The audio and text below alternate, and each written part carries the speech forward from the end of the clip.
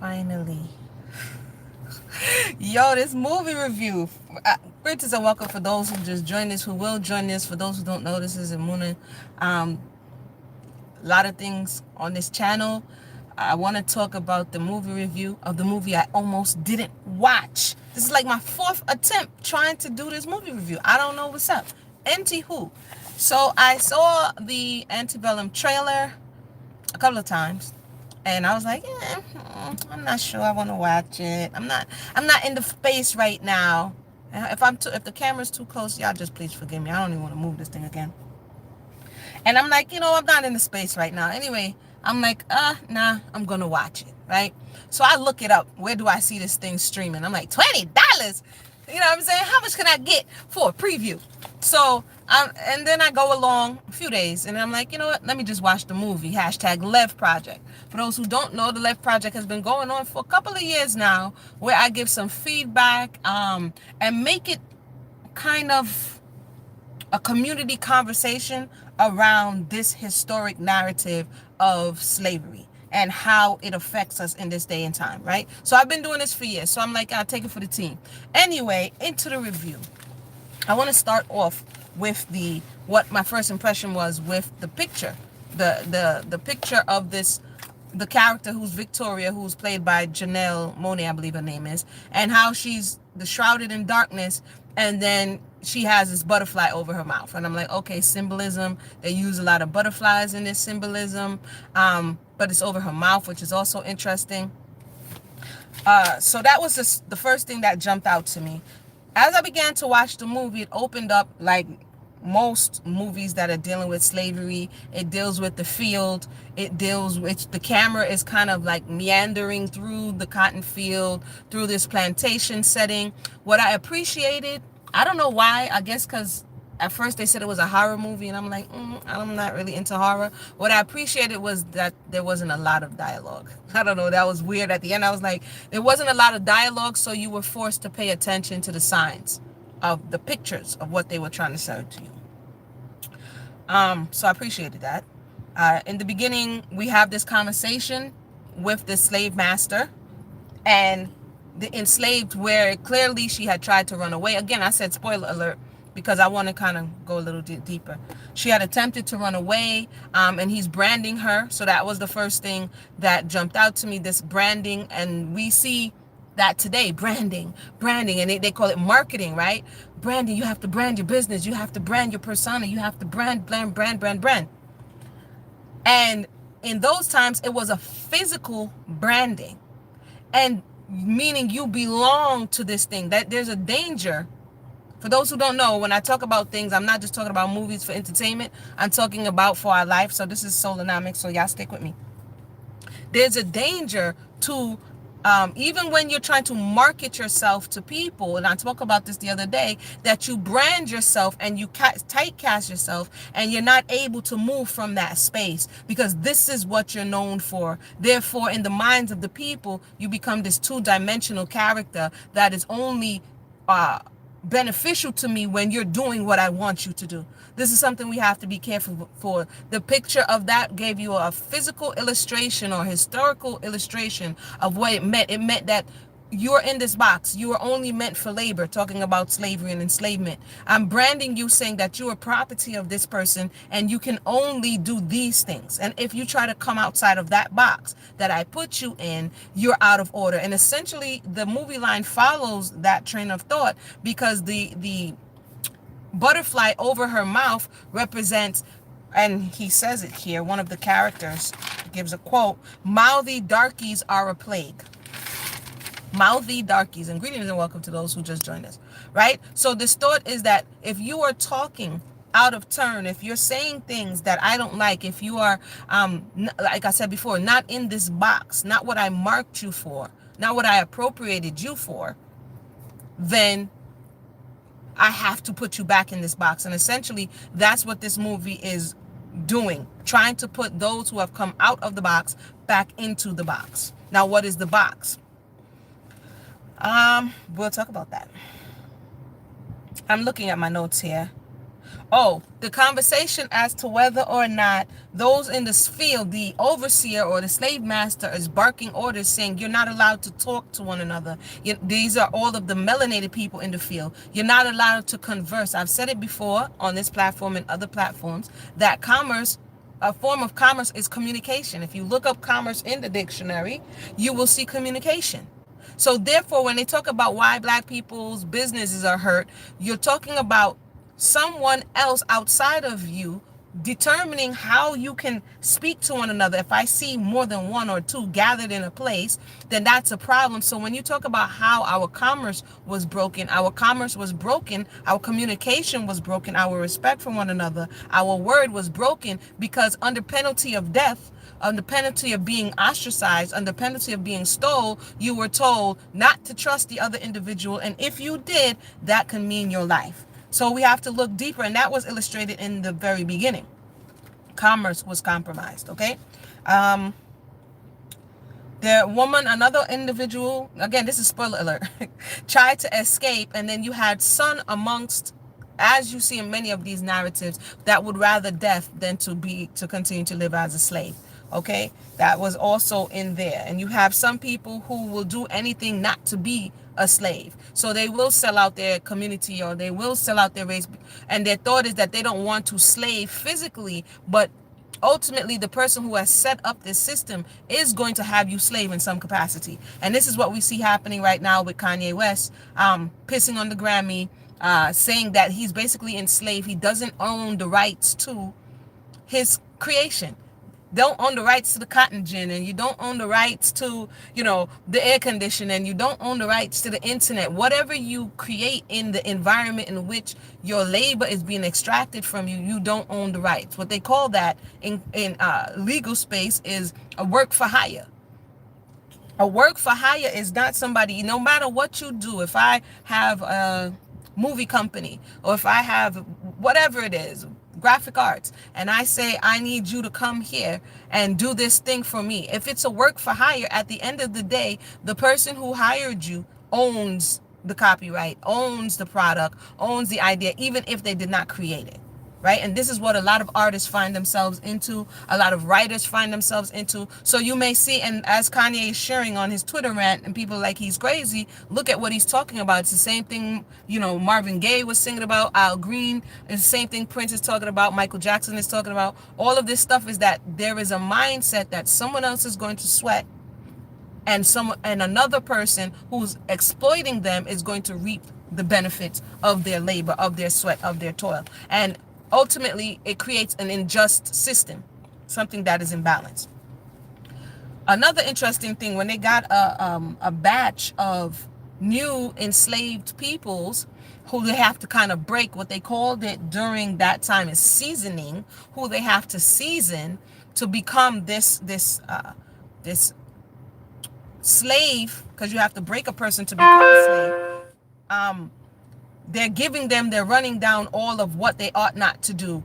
And you have the European woman and the European child coming on the scene and saying to the people what they're going to be named. What do you think we should name them? Like you would do a dog, or a new goat, or a new cow, or some people's cars. What are you going to name them? Means that you have the right over them. The same kind of scene we see in the Kunta Kinte conversation. But ultimately, that's what happened. Once somebody got possession of our ancestors, their now thought is, I'm going to name you. That means I'm going to box you into whatever I say you're supposed to be doing. For those who just joined us, this is a little bit like a deep dive into this movie, Antebellum, dealing with pre-Civil War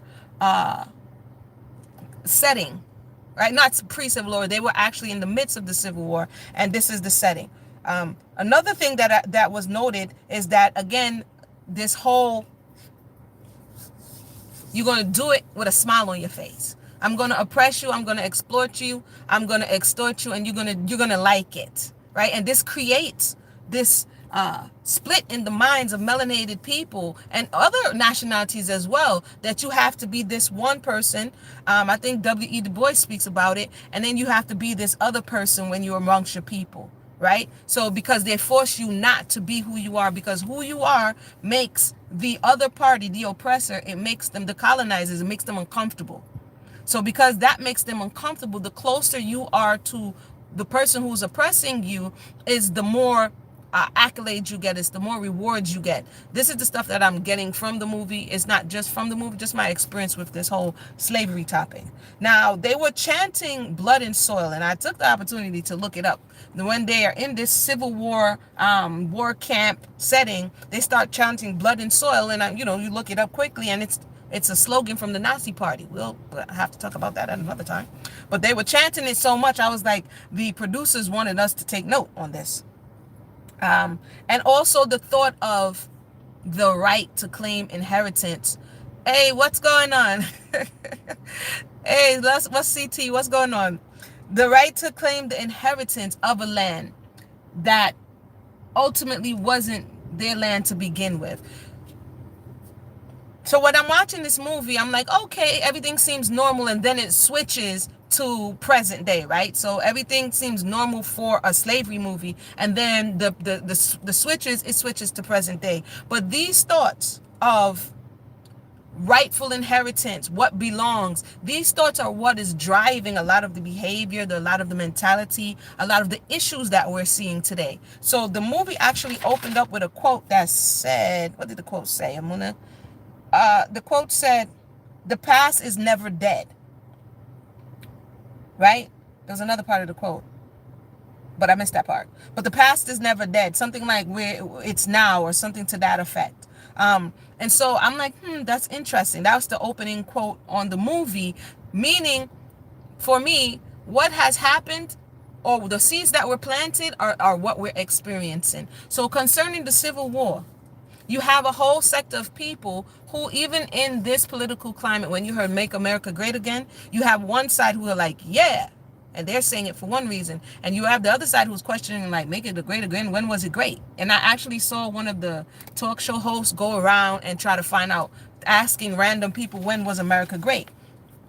From one set of people, those who were reaping the reward or the benefit of the enslavement system in America, for them, that was the time that America was great, right? So when we're honest, we have to be honest that if the descendants of those who were enslaved are still here, that means the descendants of those who were oppressed are also still here.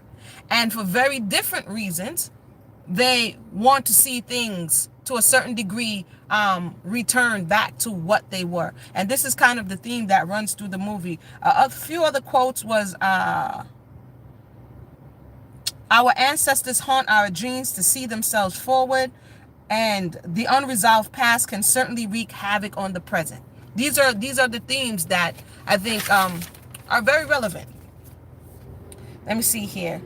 There's an internal strife. So just like back then, there was a strife between the North and the South, Democrats and Republicans. There's a strife between the plantocracy and those who were not slaveholders, who did not benefit from slavery in the way that others may have. We have to understand, when you look at, say, European people who have ancestry here, not every European person had a slave, and not every one of them benefited in the way that others did, right? So some feel indifferent.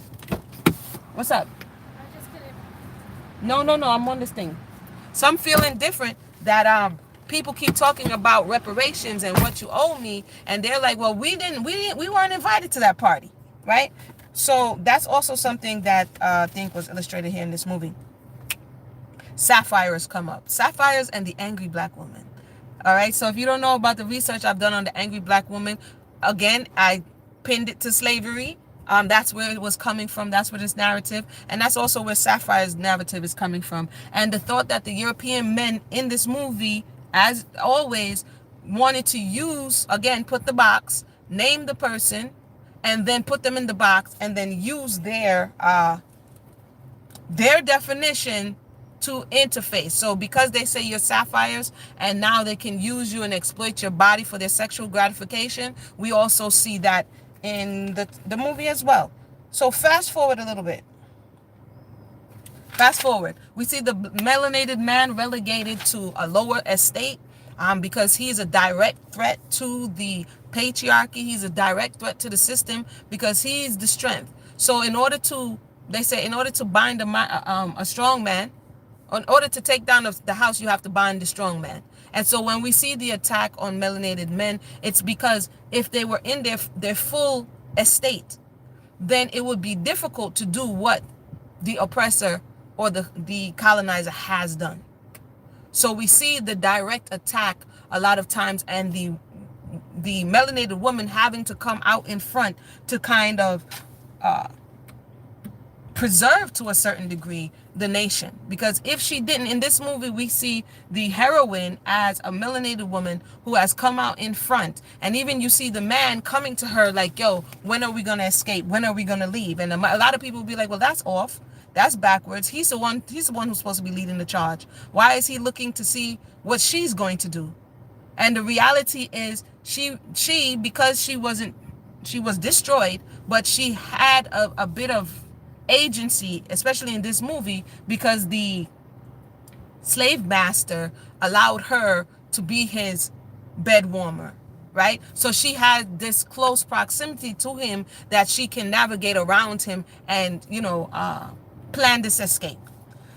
Fast forward, the movie comes present day. So when she wakes up in present reality, I'm like, okay, she's having a dream or she's a reincarnation. This is where I was going between in my mind. Is this either she's reincarnated and she's having ancestral dreams, or right, that's what I was thinking, right? But as the movie is going along, you begin to see stuff that was in the past and the present, like the seal that was branded on her. This lady shows up and I'm like, wait a minute, isn't that the seal that was on, right? So I started to make these connections, but I'm gonna fast forward a little bit. I gave you that the lady with the pin. And so basically some really wild, creepy stuff starts happening where she's unable to explain it.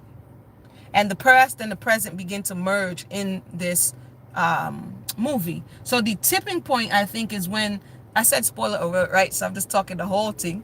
If you never watched the movie yet, just press pause, because you're going to be like, Amuda, you just said everything. The tipping point was when the cell phone rings while the master, is sleeping in the bed next to her. And I'm like, cell phone? And he's aware of what the cell phone is, and she's aware of what the cell phone is. And I'm like, wait a minute, cell phone? What the backside of cell phone? It's like the Flintstones have like a cell phone. You're like, cell phone? And that's when I'm like, okay, something else is going on here. And I'm quite sure that that's how they planned it.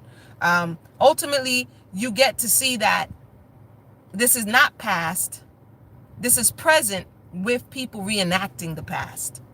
And so ultimately it goes on. There's this whole fight. There's this whole exchange. And we come to find out that there's a group of people who want it to be like it was. And they go so far as to reenact this time period in their own spaces. And they were ultimately kidnapping people from the real world and bringing them to this reenactment camp that they can pretend to be masters and force them to subjugate them to be slaves. That's wild. It's a wild twist, y'all. I just spoiled it, so there you go. And when I looked it up with my curious mind, there are actually the 27th anniversary, I think, of the Civil War enactment. So you actually have people real time who enact these things. You go on the web and you'll see websites for all these Civil War memorabilia, clothes, pins, all of this stuff to reenact the Civil War. And one of the lines that the guy said in the movie was, we are nowhere and we're everywhere, meaning to me that there are people who hold this, like I said before, in their hearts, and they would really like to see the darky put back into their place. And the reason why they captured the main character is because she was a melanated woman who was speaking up and out against, actually in the movie she writes a book, Shedding the Coping Persona. And we all know this coping persona was created to interface in this world where you're the underclass, you know what I mean? And so because the leader of the reenactment didn't like her because she was a loudmouth darky, they went to go and kidnap her and basically put her in her place, right? And so she ends up escaping.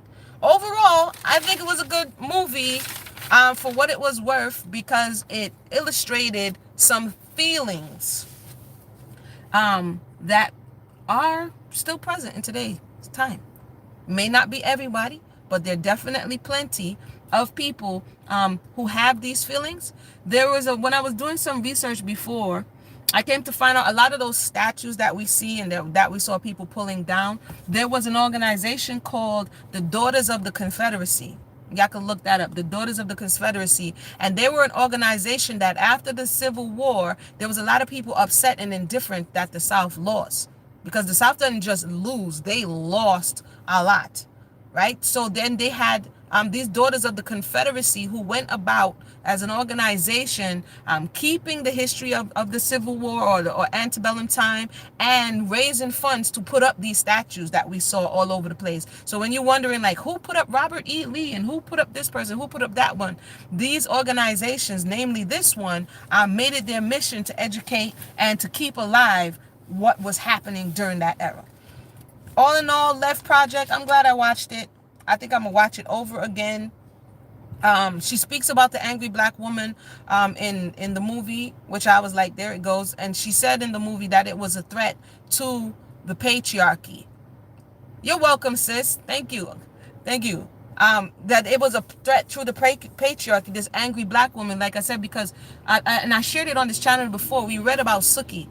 I think Suki's an urban legend in the fact that I read about her in more than one person's narrative, where this angry black woman who is not going to take any stuff, who is going to push back against the system or the narrative, who doesn't mind, stepping on the front lines. And in order to put her back in her place, in order to castigate her, in order to control her, this label of angry black woman was created.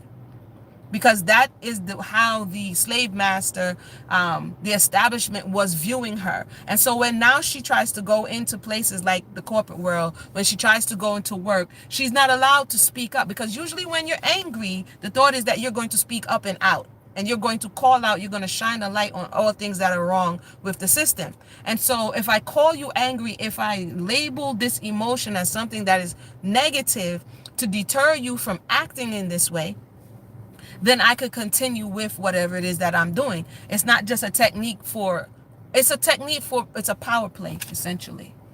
So on one side, one person's, like, for instance, the South is justified, or the Confederacy is justified in being angry for feeling robbed of their lifestyle and their right to live how they want. They're angry. This is why they're still holding on. At the same time, the person who is being oppressed doesn't have the right to be angry. And this is why I said if we look at slavery as institution of domestic violence, then we can begin to understand these power plays and the ways in which people keep people in these boxes. So I think that was about it. Overall, it was decent. I mean, they OD, and I don't know if it costs $20 to go to the movies from your crib, but I think they OD with the 20 Beanos. But other than that, it was decent. It was decent for what it was. So with that said, anybody have any questions or comments, feel free to let me know. I'll come back and talk about I had just recently read a book on reincarnation and I wanted to share my thoughts on it from a PhD in psychiatry, which it was wild. So I'll come back and talk about that and some of my gleanings from that. What are your thoughts on reincarnation? Is it so? Is it not? Because at first, like I said, I thought that this movie was going to go down the route of reincarnation, but they kind of flipped it on me. So yeah, they had a little got you moment. But with that said, all right. Let me just go with my notes. All right, that's it, y'all. Thank everybody for tuning in. Hope you enjoyed that. If you did, like, share, and subscribe, and do all that lovely good stuff. All right, we'll talk again soon.